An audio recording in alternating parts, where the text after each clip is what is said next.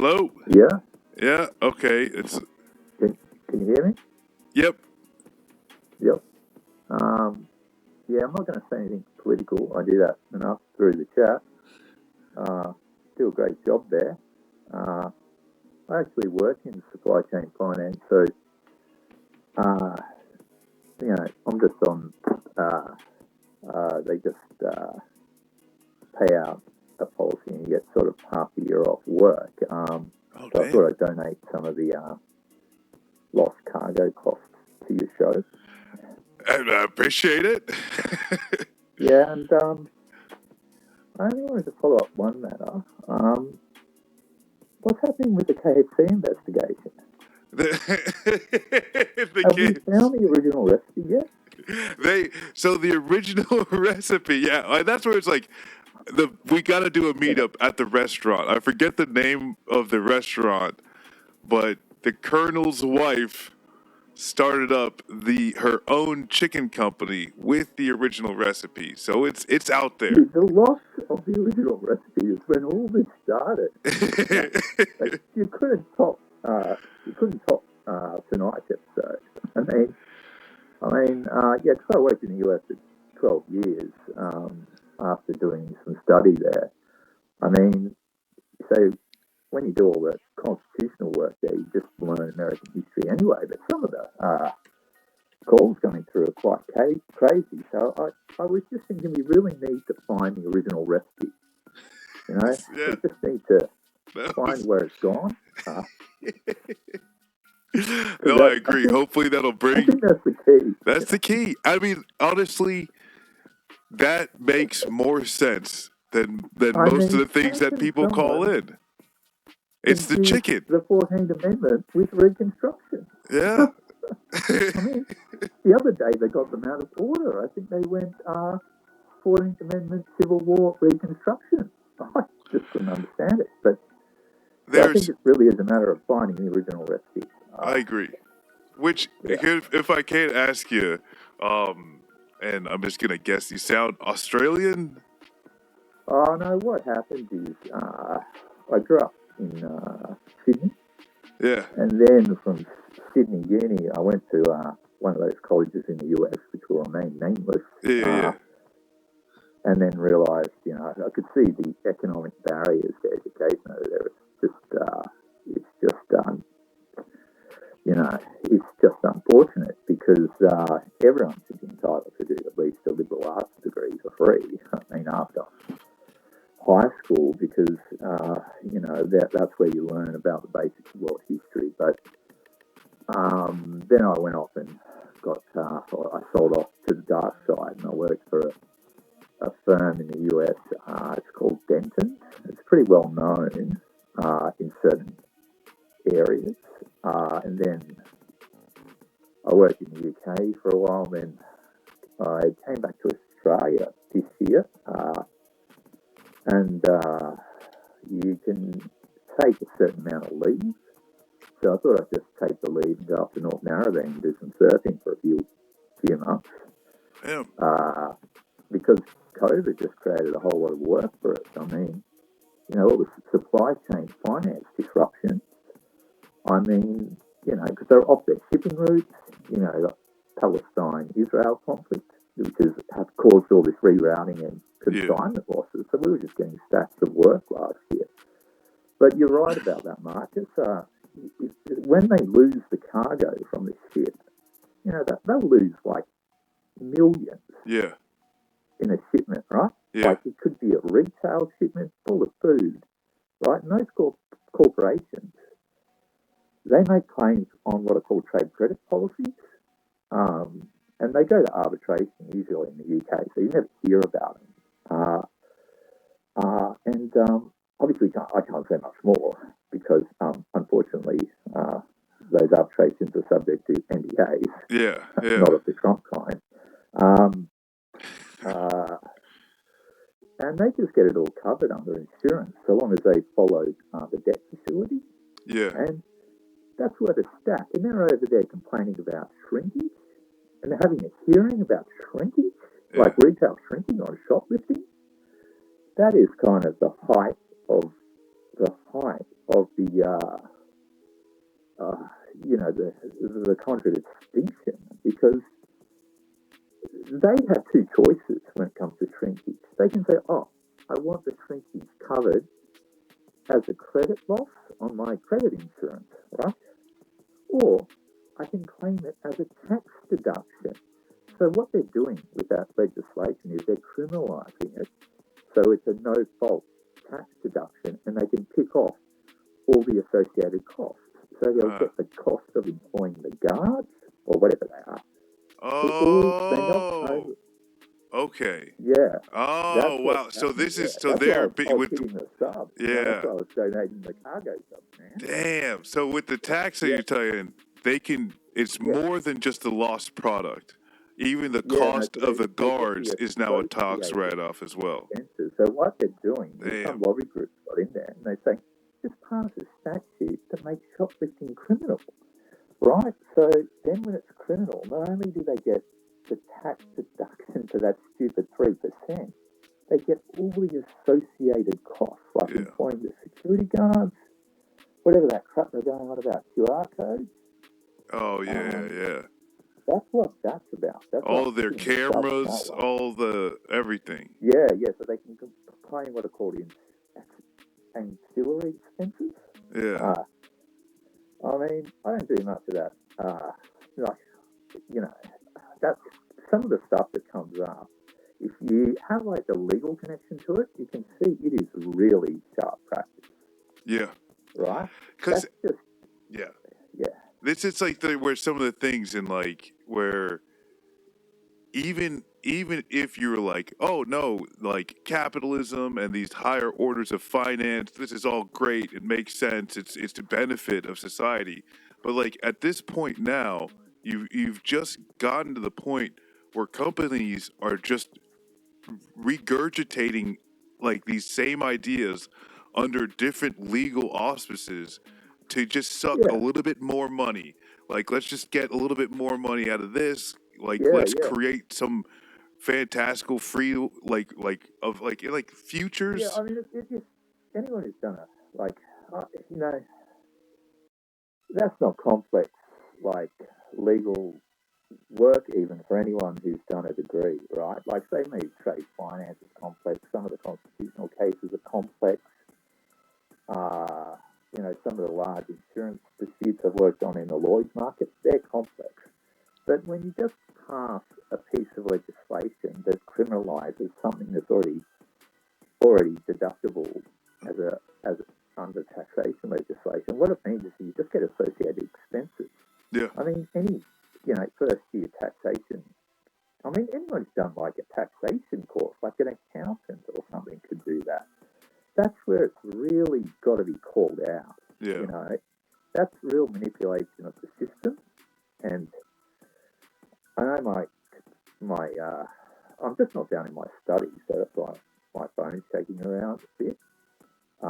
And I'm not great with the modern tech, although I did all of COVID and the AVL. I can do all the office tech. Yeah. But I appreciate you calling in, and also too, I definitely appreciate all the support you give the stream. I know. I was going to say, if anyone hits a sub, I'll meet it because we want to get to 500. It's just been such a classic week. And that's it. Don't put ideas in their head, because then I'll end up having to start an OnlyFans here pretty soon. So I think maybe let's have find the original recipe fund. That's much more important. Yeah, we got to get that. We got to put this country back together with the original recipe.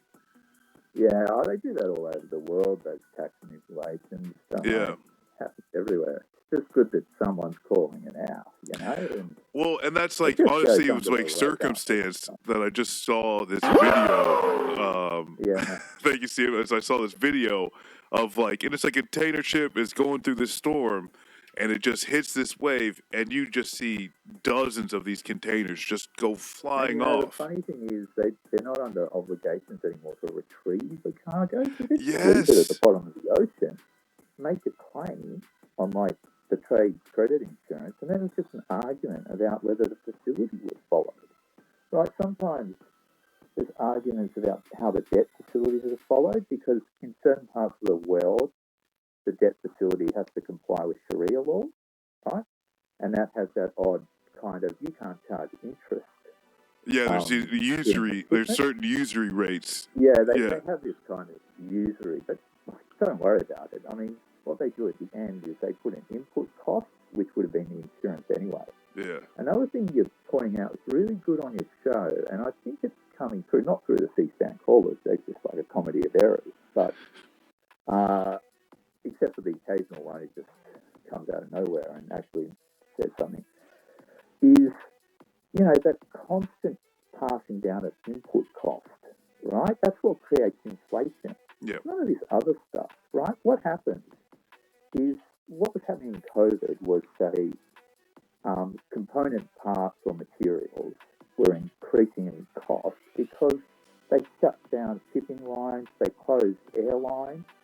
So what's happened recently is the input cost of component parts has gone up significantly. So a corporation has two choices. Do I pass that down to the end consumer, or do I increase the price to protect my profit, right? That happens all over the world. And that's classic, right? And I don't think that was, I understand it, but a lot of people, anywhere in the UK... Well, can I ask you, too, where it's like, and this is just like, especially it's like where, do you see this too as like we're like a down line a lot of places from like OPEC, right? Where like OPEC kind of gets to make this decision and then like automatically downline energy. Pushes the input cost down to the end consumer, and no country regulates it. It's just protection of corporate profit. That is all. They just say, this particular, that's why fuel costs go up, because what's happened is it's costing more to bring the containers in, because what happened is, like, oil barrels are sold on futures contracts, so unless they can immediately move the oil, they lose the futures contract. And that happened all over COVID because of the closure of the shipping line and the airline. It was just oil barrels stuck and discarded. So bringing oil back in on futures contracts is actually driving up the input costs. Now, there's two things that could be done. Like the government, which would never happen in the US or anywhere around the world, the government could say to the corporations, you've got to absorb the costs because it was due to unexpected circumstances. Instead, they push it down to the retail consumer, so it goes up at the pump. And then everyone's complaining about it. And they're saying, it's Biden, it's Trump, they do it in my own country, they do it in the UK. Yeah. What it is corporations pushing down the increased transit costs and also the transit losses during COVID. Yeah. Because that's where some of these companies have admitted that they are, with these high profits, yes, we want these high profits because we are recouping the profits that we didn't get during COVID. Yeah, it's as if like negative. They just get, and what they do is they get that's called a super profit. So basically, they're covering the loss in two ways. One, they're pushing it down to the consumer, and then like they might claim it as a deduction somewhere as an operating loss. Yeah. And then what they have is a profit on a profit. And that's what technically is a super profit. And that's when you get into the tricky stuff, because what they do is, particularly in America, is they use what's called the Liechtenstein line. I mean, I did an insurance case in Liechtenstein, so it's a nice place to go to. But a well-known route is what happens is the US company incorporates a company in Ireland, right? Yeah. And they set up a subsidiary in Ireland, and that subsidiary becomes the corporate trustee for a trust in a tax haven, and one of the most famous that no one knows about. Look at it on the map. Have you ever heard of Liechtenstein? I've heard of it, but like that's where it's like I've heard of this Liechtenstein line before. Yeah, that's how. That's like the only where I've heard of it is stuff. like in this tax haven scheme, right? Yeah. So what it goes into is it goes into a trust that these Irish subsidiaries are corporate trustees of, and it's totally protected because you can't get at it through any kind of taxation law. It's called the Liechtenstein route. And it's never, like, I know Epstein's famous for other things, but what made him really famous in the 1980s is he mastered the Liechtenstein route. He was doing it for arms traders, for all sorts of people. And all it is they hide money in the trusts, right? And then they reinvest it in an index fund. Sometimes they clean it, like they'll reinvest it in a index. And it's effectively money laundering. Yeah. Which is legal money laundering. Yeah. It could be, it could be fixed, but yeah. Anyway, yeah. Damn. Well, Jesus. Yeah. Well, I'm gonna move on because we got still a lot of callers. But thank you for calling in. Thank you for all the support. Thank you for all that info because and that's where too it's just like the gimmicks that like a lot of these corporations play. Like it's like so many things. People keep telling you, "Oh, it's so complicated. It's so complicated." Some of these things are not complicated. It's just open corruption. It's open scheming. It's open money laundering. It's actually a simple explanation. Like they're making a super profit. They move it to a corporate trustee in Ireland. They flip it into a trust in Liechtenstein, and then they reinvest that money in an indexed S&P fund. And then when,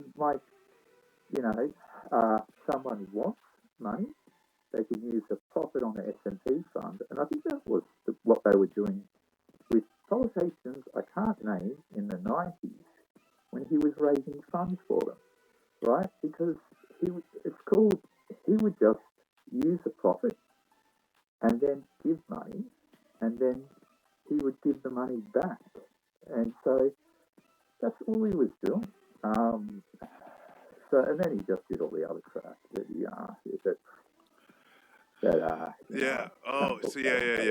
So that's where because where it's just like with you talk about the Watergate with Clinton, where this is where it's like Ted Cruz, there's so many things where it's just like you can understand that these things are corrupt dealings. Even stuff like bringing up Hunter Biden, right? Obviously, Hunter Biden got to where he was because his last name is Biden. We all understand nepotism. Most of us disagree with it, but it's not illegal. And it was like. But the strangest thing about the Biden is they're not getting the distinction between what a impeachment inquiry is and an impeachment hearing. So this impeachment inquiry, which is where you've got to get evidence to meet the threshold to even go to an impeachment proceeding, has not been reached. So they've been saying all this stuff on the television, and it's just outright lies, because they've found no evidence, because the actual person who hears the inquiry has to certify that it has met the evidentiary threshold to go to the congressional hearing, because who decides that it goes to a vote is like the Chief Justice of the Supreme Court. And leaving aside all their conservative originalism, which shouldn't be around anymore, like Chief Justice Roberts, he's not going to certify a no evidence impeachment hearing, so he can just cut the vote. I don't think they're going to ever get close to that, because that's where too is that with even the inquiries though. They don't even have a crime that they are thinking that he did. They just start throwing out all this shit. But that's where it's like, I don't think this is ever going anywhere close to an actual hearing. They're confusing the audiences all the time. Oh yeah, 100%. Yeah, no, I agree with that. There's no evidence. But what they're doing is they're confusing the audience all the time about what an impeachment inquiry is, an impeachment proceeding. So whenever he gets on the television, who's the new Speaker of the House? Johnson, yeah. Religious like, when they talk about it, they are actually, like, I know they've got executive privilege, right? But executive privilege doesn't actually protect false statements, whether they're made inside or outside of Congress. And that's even true for the US, which has... This is where I think... Whenever they're talking about that, they're actually abusing their executive privilege all the time. And that would be good to mention. So, and that's where I think Hunter Biden has actually done some legal moves to start kind of going after under like libel and defamation. Yeah, no, he's entitled. But I don't know how far that is, and like also too is where it's like they have what's called parliamentary or but that's the thing, is like that only is when they are in the congressional, like they're in Congress doing committees, because and that's where though it's like where within the United States it's so much it's so much harder in the U.S. but he has to be able to prove damages and intent. Of executive privilege. Yeah, it's they can get away with a lot. But, but he's doing the right thing, because by putting the defamation hearing in place, at least they're going to explore the issue of whether the executive privilege actually protects them from a lot of those statements they've been making. Which I don't think so. Even that conservative Supreme Court is actually caught by a number of decisions where they say, I mean, because they kind of use sort of some sort of normative terms in US judgments, and one of the funniest ones is from this 1993 judgment where they say, you know, executive privilege is not a shield for lying. So we'll see. You know, well, Rock, I gotta go. I gotta run because we got like a lot of calls. Thank you so much.